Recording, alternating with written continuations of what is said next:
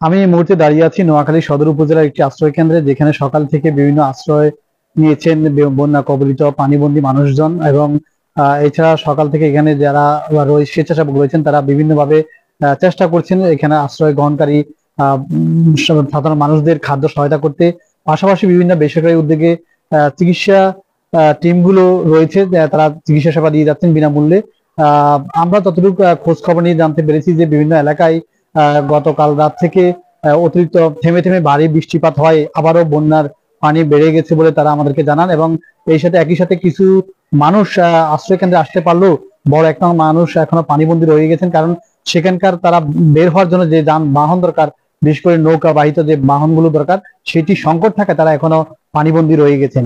এবং যে পরিমাণ খাদ্য সহায়তা ব্যক্তি উদ্যোগে এবং বেসরকারি উদ্যোগ অথবা স্বেচ্ছাসেবী সংগঠন উদ্যোগে যে খাদ্য সহায়তাগুলো দেওয়া হচ্ছে, সেটি আসলে চাহিদার তুলনায় অনেকটা কম রয়েছে। তবে এখানকার জেলা জুড়ে যেটা যেই আমরা যা দেখেছি সেটি হচ্ছে এখানকার শিশু খাদ্য এবং বিশেষ করে প্রয়োজনীয় ওষুধগুলো সংকট রয়েছে। তবে বিদ্যুৎ বিভাগের পক্ষ থেকে আমরা যেটা জানতে পেরেছি যে বেশিরভাগ এখন এলাকাগুলোতে বিদ্যুৎ তারা সংযোগ চালু করতে পারেননি। তবে তারা চেষ্টা করছেন যে আসলে এই পানি কমে যাওয়ার পরে যতটুকু পর্যন্ত পারা যায় বিদ্যুৎ সংযোগ দেওয়ার জন্য।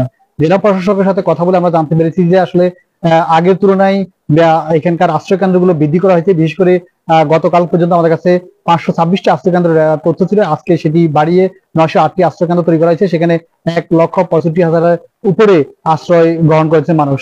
তবে যেহেতু বৃষ্টি এখনো রয়েছে, সেই কারণে বন্যার পানিও আরো বেড়ে যাচ্ছে বলে আমরা বিভিন্ন জায়গায় খোঁজ দিয়ে জানতে পেরেছি।